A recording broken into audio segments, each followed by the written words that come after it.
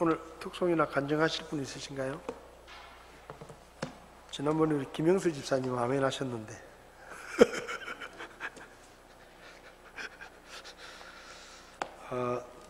특송을 좀 준비하셔서 특송이 끊이지 않는 그런 교회가 되었으면 좋겠습니다. 오늘은 창세기 4장 1절에서 8절까지 말씀을 보시겠습니다.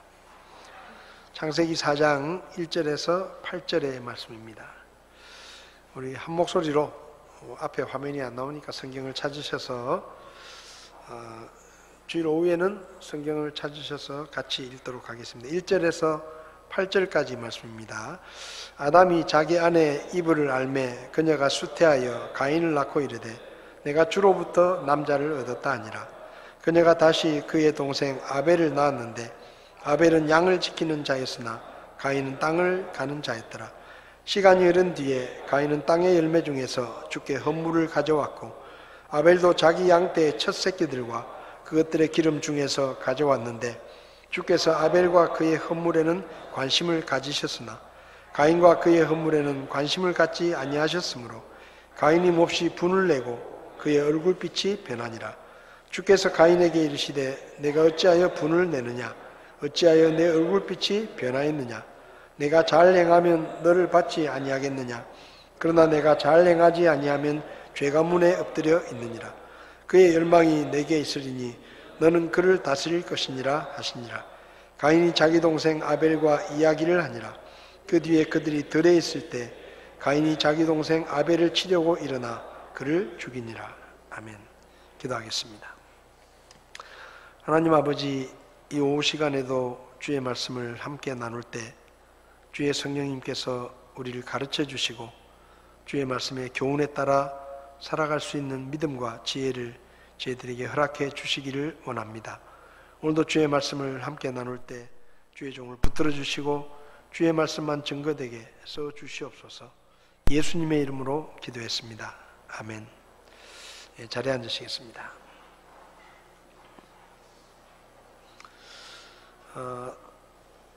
창세기 4장은 이제 아담과 하와로부터 시작된 그 죄가 어떻게 그 다음 세대에 이렇게 유전이 되고 그리고 그 죄가 어떻게 나타나는가를 보여주고 있습니다.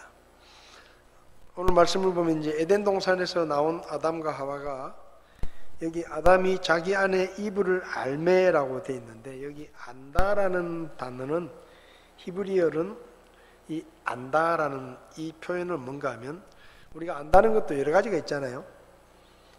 예를 들면 그냥 이름은 들었다. 이름은 내가 안다. 그런 아는 것도 있고 또 몇 번 만났다. 그래서 몇 번 만났기 때문에 내가 그 사람을 안다 이야기를 할 수도 있는데 여기 히브리어에서 안다라는 표현은 여기 쓰인 표현은 이제 부부 관계를 의미합니다. 그래서 그냥 단순히 지식적으로 아는 게 아니라 직접 경험을 해보고 같이 살면서 동침을 하고 이런 관계에서 안다라는 표현을 썼는데 이래서 이제 아담이 자기 아내 이브를 알매 그녀가 수태를 했다. 이제 인류 최초로 아기를 갖게 된 것이죠. 그래서 아담과 하와는 하나님의 창조를 통해서 이제 이 세상에 존재하게 되었지만 이제 처음으로 아이를 갖게 되고 아이를 낳았는데 가인이라는 이름을 지었습니다. 내가 주로부터 남자를 얻었다. 그러니까 기본적으로 이 아담과 하와의 생각 속에 자식을 낳으면 그 자식이 하나님께서 주신 자식이다 라는 것을 기본적으로 생각을 하고 있었다는 것이죠. 그 다음에 이제 아벨이라는 동생을 낳았습니다. 아까 말씀드렸지만 에덴 동산 밖에서는 내가 먹고 살려고 하면 일을 해야 했기 때문에 이제 아벨은 양을 치는 일을 했고 가인은 땅을 가는 농사의 일을 했다라고 성경은 기록합니다. 시간이 흐른 뒤에 여기 시간이 흘렀다는 얘기는 농사를 지어가지고 씨를 뿌리고 또 땀을 흘리면서 가꾸어 가지고 열매를 얻어서 이제 뭔가 땅의 열매를 얻었을 때 이 가인과 아벨은 자기들이 일한 그 일에서 얻은 것에 대해서 하나님 앞에 헌물을 드리는 제사를 드립니다. 3절을 보면 시간이 흐른 뒤에 가인은 땅의 열매 중에 주께 헌물을 가져왔다. 가인은 농사를 지었기 때문에 자기가 일해서 거둔 곡식을 가지고 왔죠. 그리고 아벨도 자기 양 떼 첫 새끼들과 그것의 기름 중에서 가져와서 하나님께 드렸다. 여러분, 형과 동생이 지금 하나님 앞에 제사를 드립니다. 근데 어찌된 일인지 하나님께서 아벨이 드린 제사는 기분 좋게 받으셨어요. 하나님이 받으신 것을 어떻게 알 수 있겠느냐 생각을 해볼 때 아마 가인도 제단을 쌓고 자기 곡식을 하나님께 올려놓고 제사를 드렸고, 아벨도 자기가 키우던 양을 하나님 앞에 제물로 바치기 위해서 제단을 쌓고 드렸는데, 아마도 제 생각에 하늘에서 불이 내려가지고 아벨의 제사는 하나님이 기쁘시게 받으셨는데 그게 표시였겠죠. 하나님이 받으셨다. 근데 가인의 제사는 그냥 있는 거예요. 그 아벨은 하나님이 자기 제사를 받으셨기 때문에 아주 즐겁고 행복했는데, 형 가인은 제사를 드렸지만 하나님이 안 받으시니까 속상한 겁니다. 그래서 여기 성경을 보면 5절에 가인과 그의 헌물에는 관심을 갖지 아니하셨으므로 가인이 몹시 분을 내고 그의 얼굴빛이 변하더라. 그래서 솔직히 그렇잖아요. 형도 제사를 드리고 동생도 제사를 드렸는데 차라리 형의 제사를 받고 동생의 제사를 안 받았으면 동생이 자존심이 좀 덜 상하잖아요. 근데 명색이 내가 형인데 나도 내 나름대로 뭔가 열심히 준비를 해가지고 하나님께 바치려고 곡식을 가져왔는데 동생의 제사는 하나님이 불을 내리셔가지고 아주 기분 좋게 받으시는데 내 거는 안 받으니까 형으로서의 뭔가 자존심 이런 것도 있었겠죠. 그래서 화가 나는 겁니다. 그래서 하나님이 그걸 보시고 네가 왜 분을 내냐? 어? 네가 잘했으면 내가 받았을 거 아니냐? 그러니까 뭔가 가인의 이 삶에 하나님이 그 재물을 받기에는 뭔가 어려운 문제가 있었다 이 말이겠죠. 그러면 기본적으로 생각하면 하나님이 내 동생의 제사는 잘 받으셨는데 내 제사는 받지 않으셨으면 고민을 해야 되는 거예요. 고민을. 왜 하나님이 내 제사는 받지 않으셨을까? 내가 하나님 앞에 부족한 게 뭘까? 이런 고민을 하고 생각을 하면서 내가 고칠 게 뭔가? 이런 생각을 해야 돼. 자기를 돌아봐야 되는데 이 가인은 그렇지 않았습니다. 그냥 동생이 미운 거예요.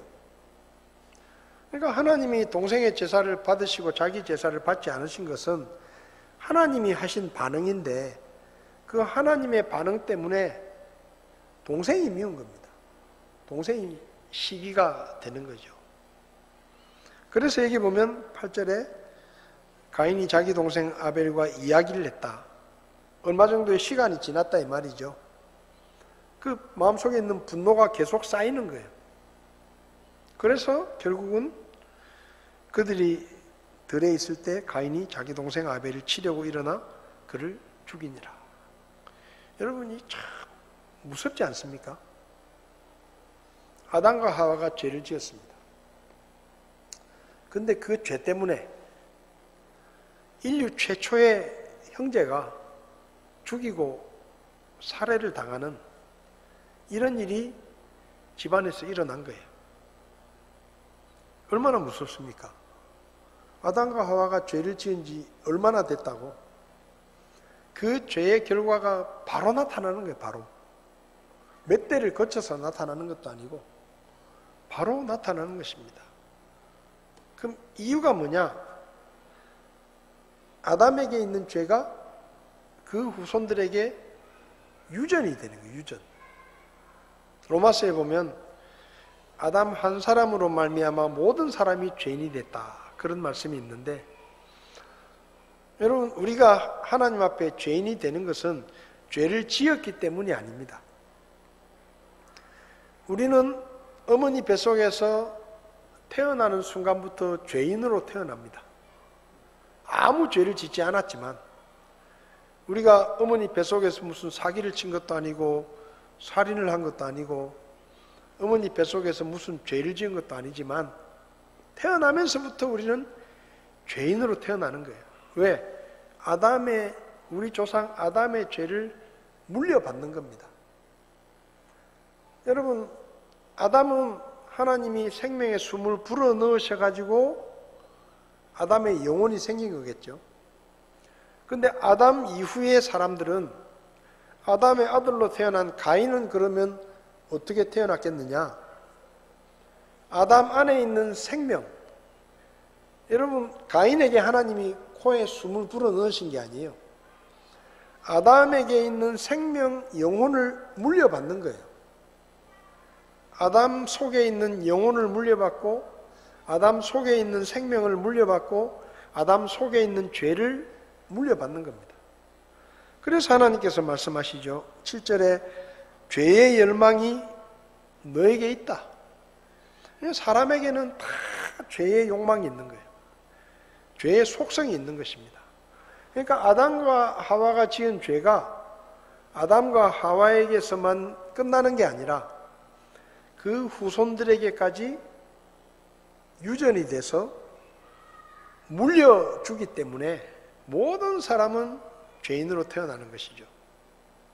그래서 죄인으로 태어나서 죄인으로 살다가 죄인으로 죽는 겁니다. 그게 사람의 운명이에요. 다시 말하면 하나님께서 네 속에 죄의 속성이 있다라고 말씀하신 것은 사람의 노력이나 어떤 결심으로는 그 죄의 성품에서 벗어날 수가 없는 겁니다.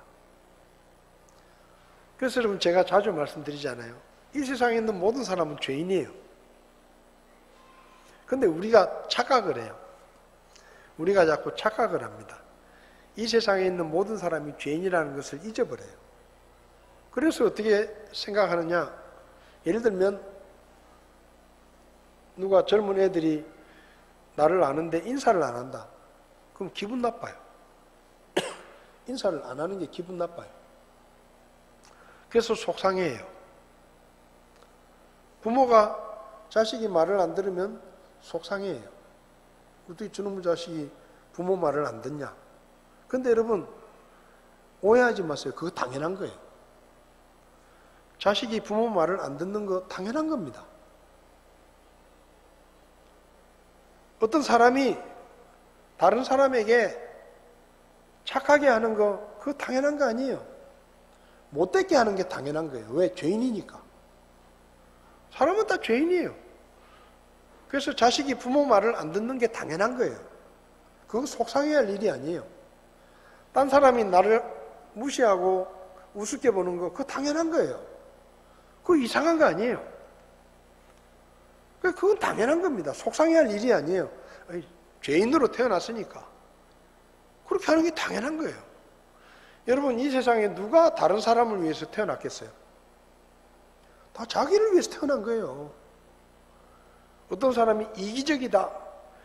저 사람은 참 못됐다. 이기적이다. 그렇게 욕할 게 아니에요. 그거 당연한 거예요, 사람은. 누구나 다 그렇게 해요. 그건 뭐냐? 자식이 부모 말을 들어주면 그거는 고마운 거예요. 고마운 겁니다. 젊은 애들이 나를 안다고 와서 인사해주면 그건 고마운 거예요. 왜냐하면 인사 안 하는 게 당연한 거예요.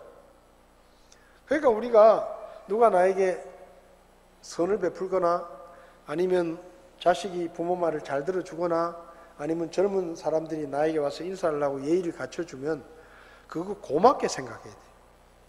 그게 고마운 거예요. 그러니까 안 한다고 속상해할 일이 아니라 안 하는 건 당연한 거고 작은 것이라도 누군가 나에게 선을 베풀면 그건 진짜 고마운 거예요. 왜냐하면 다 죄인으로 태어나거든요.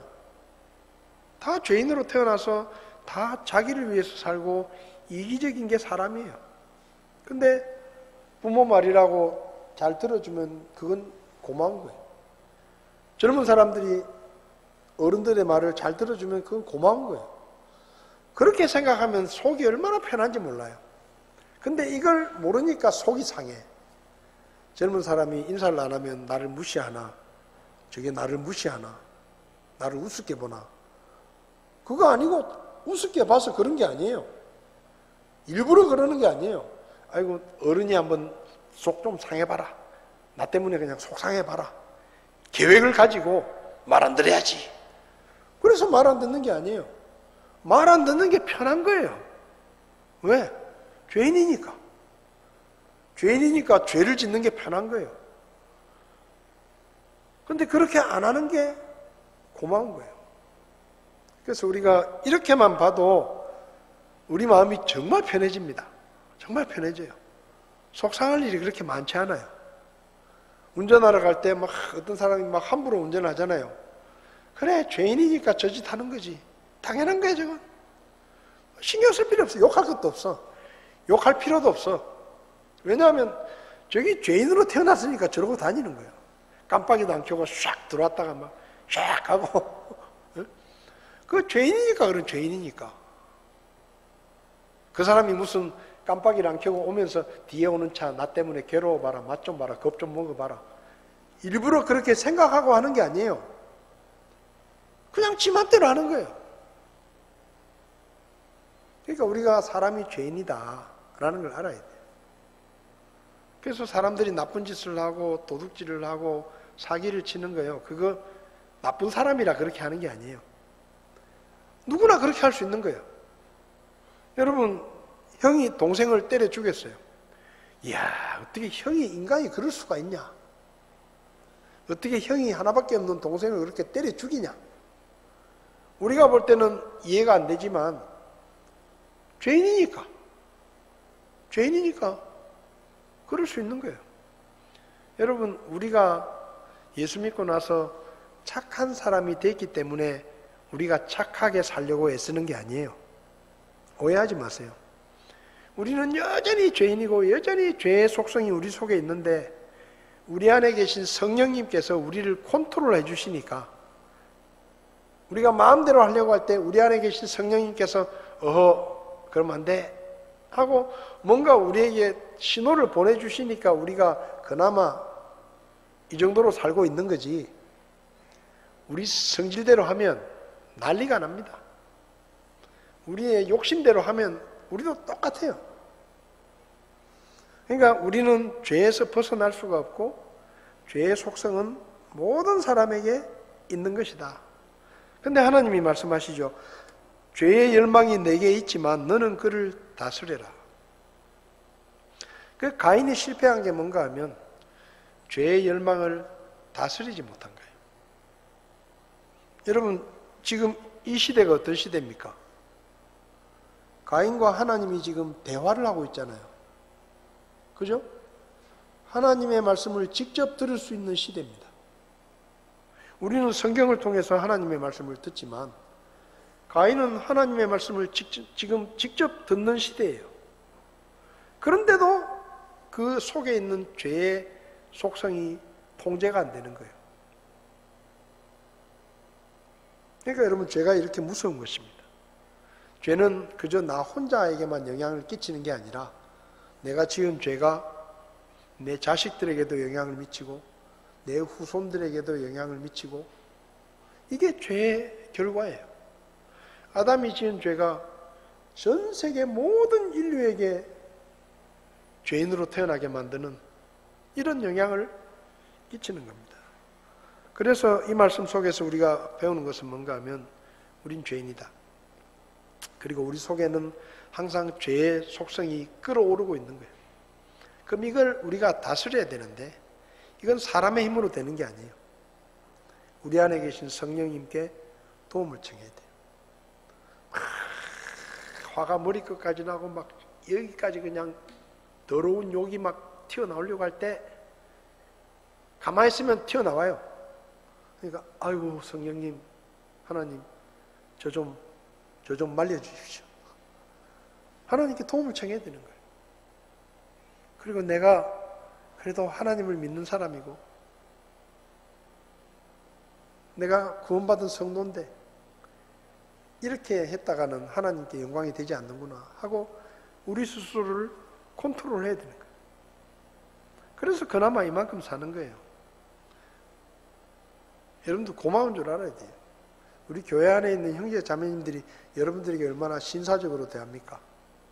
얼마나 부드러운 말로 좋은 말로 예의를 갖추고 그렇게 대해주는 거 여러분 고맙게 생각해야 돼요. 그거 당연히 되는 거 아니에요. 정말로 힘든 거예요, 그게. 우리 마음속에는 아직도 죄의 속성이 있고 화가 나면 막 그냥 한 대 쥐어받고 싶고 막 싸우고 싶고 이런 마음이 끌어오르는 거예요. 근데 그런 마음들을 성령님으로 다 컨트롤하고 서로에게 좋은 말을 해주고 친절하게 대해주고 부드럽게 대해주고 이렇게 해주는 게 그냥 되는 게 아닙니다. 그러니까 여러분 교회 안에서도 다른 형제 자매들이 여러분에게 친절을 베풀거나 예의를 갖춰서 이렇게 대하면 그거 절대 당연하게 생각하지 마시고 참 고맙다. 저 형제님이 그래도 참 고맙다. 나한테 저렇게 대해줘서 이런 마음을 우리가 가지고 있어야 돼요. 왜 그게 당연한 게 아니에요. 저절로 되는 게 아닙니다. 그래서 우리 마음속에 있는 죄의 속성을 우리는 다스리고 성령님의 도우심을 받아서 그렇게 해야 된다. 그렇지 않으면 살인이 일어나는 거예요. 여러분 형제라고 해서 다른 게 아닙니다. 최초의 형제 간에 살인이 일어났잖아요. 자, 그래서 이제 8절에 결국 가인이 동생을 죽입니다. 여러분 생각해 보세요. 이 장면을 생각해 보세요. 최초의 사람이었던 아담과 하와가 처음으로 낳은 아들이잖아요. 처음으로 난 아들이 살인자가 되는 거예요. 그걸 지켜보면서 아담과 하와가 얼마나 괴로웠겠습니까? 자기들이 에덴 동산에서 지었던 그 죄의 결과가 몇 세대를 거친 것도 아니고 바로 자기 다음 때에 그런 피비린내 나는 살인으로 돌아오는 걸 보고 아담과 하와가 얼마나 괴롭고 얼마나 죄책감이 들고 힘들었겠습니까? 그 죄는 이런 거예요. 죄는 이렇게 무서운 겁니다. 자, 그 다음에 이제 9절부터 보면, 자, 9절에서 12절을 같이 한번 읽어보겠습니다. 주께서 가인에게 이르시되 내 동생 아벨이 어디 있느냐 하시니 그가 이르되 내가 알지 못하나이다. 내가 내 동생을 지키는 자니까 하매 그분께서 이르시되 내가 무엇을 하였느냐? 내 동생의 핏소리가 땅에서부터 내게 부르짖느니라. 땅이 자기 입을 벌려 내 손에서 내 동생의 피를 받았은즉 이제 내가 땅에게 저주를 받았나니 내가 땅을 갈아도 이후로는 땅이 자기 혈액을 내게 내지 아니할 것이라. 내가 땅에서 도망하는 자가 되고 방랑하는 자가 되리라 하시매. 여러분, 죄는 인간관계를 깨뜨립니다. 인간관계를 깨뜨려요. 지금 아담과 하와와 같이 살고 있었는데 결국은 가인이 죄를 짓고 어떻게 그 부모하고 같이 살겠어요? 그렇잖아요. 결국은 부모와 관계가 깨져버리는 것입니다. 여러분, 죄가 무서운 것이 뭔가 하면 하나님과 우리와의 관계를 깨뜨릴 뿐만 아니라 인간관계를 깨뜨리는 거예요. 에덴 동산에서는 어쨌죠? 아담과 하와가 벌거벗었으나 서로 부끄럽게 여기지 않았다 그랬습니다. 그 말이 뭔가 하면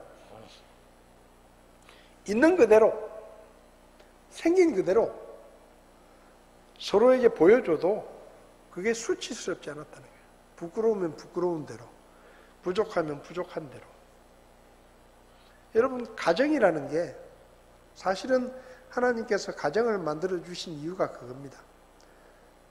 직장에서는 내가 못났다 소리 듣고 야단 맞고 부족하다고 책망을 들어도 집에 와서 식구들에게는 부끄러움이 문제가 되지 않는, 부족함의 문제가 되지 않는.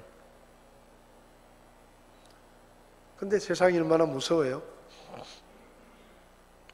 전교 1등을 하던 딸이 전교 1등 한번 못했다고, 전교 2등 했다고, 그 부모 보는 게 부끄러워서, 너무 속이 상해서, 부모를 만족시켜주지 못한다는 그 마음 때문에 죽어요. 그 세상이, 이런 가정이 지금 우리가 사는 이 시대에 있어요. 여러분, 전교 2등도 얼마나 잘한 거예요. 근데 전교 1등 못했다고 우리 부모님이 나에게 대해서 실망할까봐, 속상해할까봐 그냥 죽는 거예요. 여러분, 그 집안이 얼마나 무서운 집안입니까? 얼마나 무서운 가정이에요. 죄가 이렇게 만든 거예요. 죄가 이렇게 만든 거예요. 심지어 가정 안에서도 서로의 부족함을 용납하지 못하고 받아주지 못하고 이렇게 가정을 파괴해 놓은 겁니다. 죄라는 것이. 그래서 결국은 가인이 부모를 떠나죠. 그리고 가인도 벌을 받잖아요. 네가 동생을 죽였기 때문에 땅을 갈아도 곡식을 얻기가 힘들어질 것이다. 그리고 네가 도망하는 자가 되고 방랑자가 될 것이다. 이게 무슨 말입니까? 너는 사람을 무서워하면서 살게 될 것이다, 이 말이에요. 사람을 무서워하면서. 아담과 하와가 오래 살았잖아요. 그러니까 여기 성경에 보면 가인이 뭐 다른 사람을 두려워하는 이런 것들을 생각해 보면 이때는 아담과 하와, 가인, 아벨밖에 없는데 왜 가인이 도망 다니다가 사람을 만나서 맞아 죽을까 봐 겁을 내느냐? 그럼 그 사람들은 도대체 누구냐? 이렇게 궁금한 마음을 가질 수 있는데 여러분, 아담과 하와가 수백 년을 살았습니다. 계속해서 애를 낳지 않았겠어요?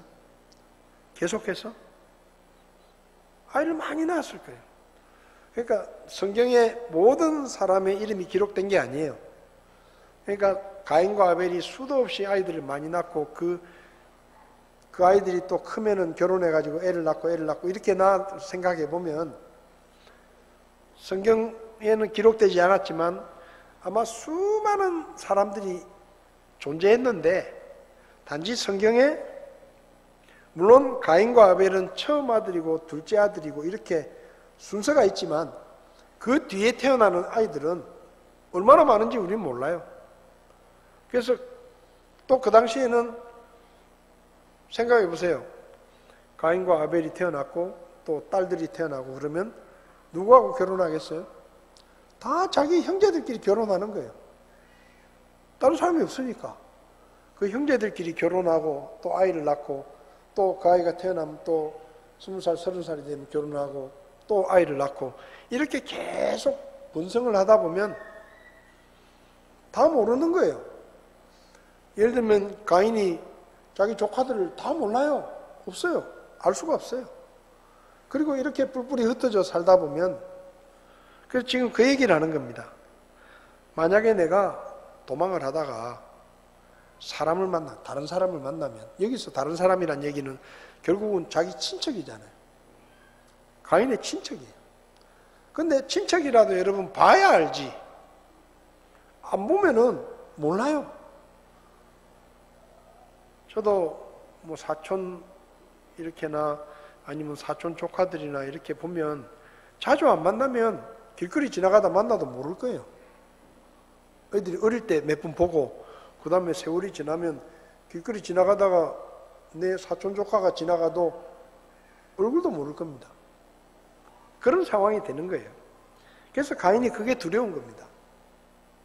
내가 도망을 다니다가 맞아 죽지 않겠나. 근데 하나님께서 여기 13절을 보면 가인이 하나님 형벌이 너무 가혹합니다. 제가 평생을 도망 다녀야 됩니까?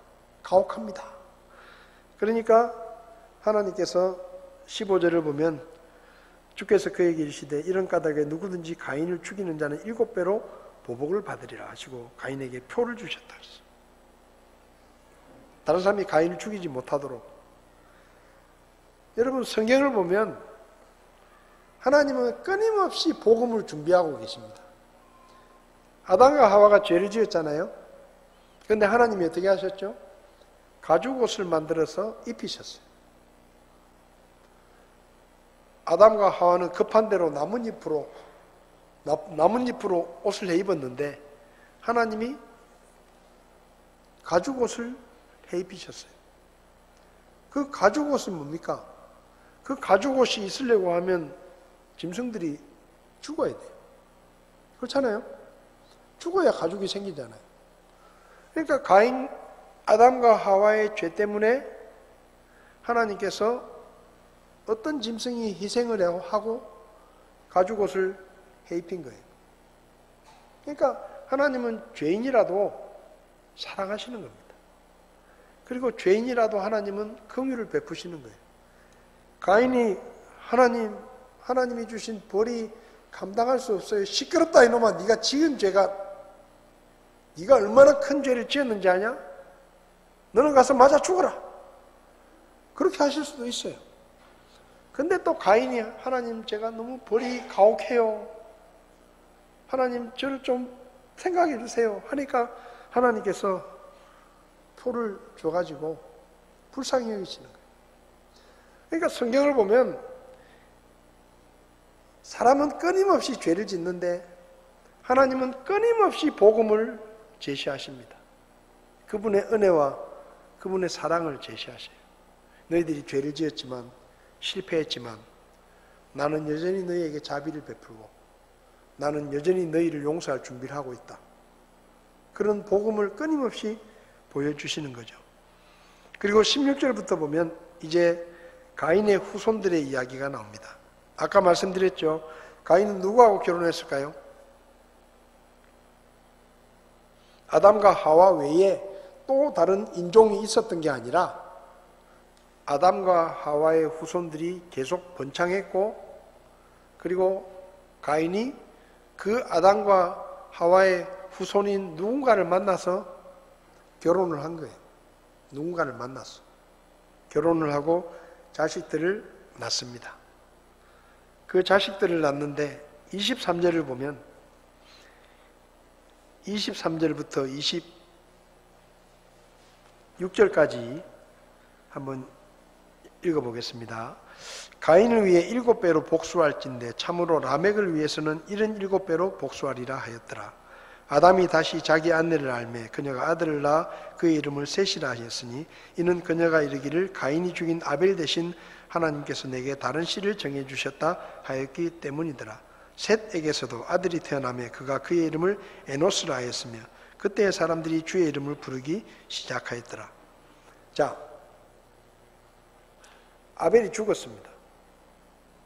가인과 아벨을 둘을 놓고 보면 가인은 육신적인 사람이고 아벨은 영적인 사람이에요. 그런데 하나님께서 아벨이 죽으니까 아벨 대신에 셋이라는 아들을 허락하셨는데 그의 후손들이 주의 이름을 부르기 시작했다. 그러니까 믿음의 계보가 이어지는 거죠. 그런데 가인을 통해서는 육신적인 계보가 이어지는 거예요. 그 계보에 계속되는 계보에 23절을 보면 라멕이라는 사람이 나오는데 자, 이 라멕이 자기 아내들에게 자랑을 합니다. 뭘 자랑하느냐?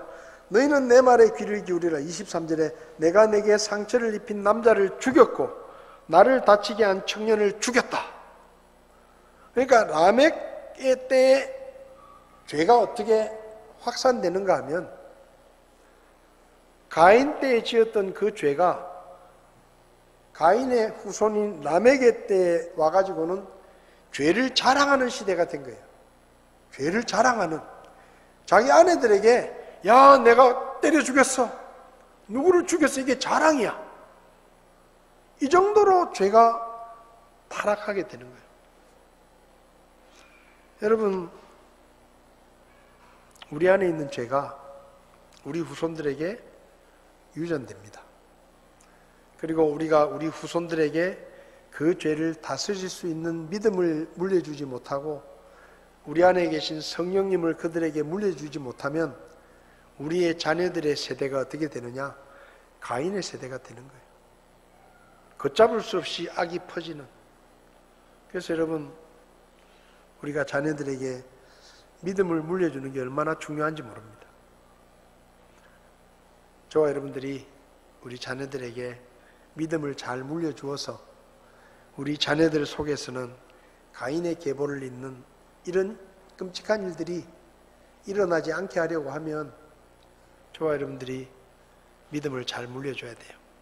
그래서 여러분, 자식들에게 돈을 많이 물려줄 생각을 하지 마시고, 물려줄 돈도 별로 없겠지만은 자식들에게 돈을 물려주려고 하지 말고 믿음을 물려주고 하나님을 믿는 신앙을 잘 물려주시기 바랍니다.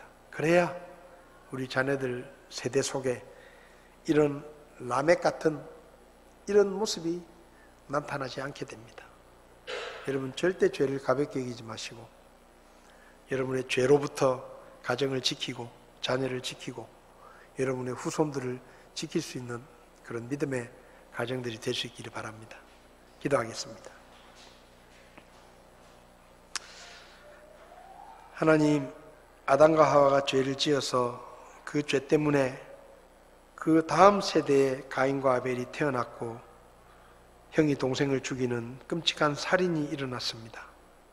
우리 속에 있는 죄의 속성을 우리가 성령의 도우심으로 잘 다스리게 하시고 우리 자손들에게 비록 죄의 성품이 물려지지만 그와 동시에 하나님을 믿는 믿음이 물려지게 하시고 우리 안에 계신 성령님이 물려지게 하셔서 우리 후손들 세대에 하나님을 잘 믿고 섬기며 하나님 앞에 쓰임받는 거룩한 믿음의 가정들이 될 수 있도록 우리의 가정을 도와주시고 축복해 주시기를 원합니다. 우리 자손들을 위해 기도합니다. 하나님께서 우리 자녀들에게 성령 충만케 하셔서 우리 자녀들의 삶 가운데 늘 주님의 도우심으로 믿음의 가정이 세워지게 하시고 하나님 앞에 쓰임받는 믿음의 가정들로 하나님께서 세워주시기를 원합니다. 오늘도 저희에게 말씀을 통해 우리 안에 있는 죄의 속성이 얼마나 무서운지를 깨닫게 하셔서 감사합니다. 저희가 죄로부터 우리 자신을 지키게 하시고 말씀을 가까이 하며 하나님 앞에 영광을 돌리는 삶을 살게 도와주시고 우리 자녀들을 악한 세대로부터 지켜주시옵소서. 예수님의 이름으로 기도했습니다. 아멘. 예배를 마치겠습니다.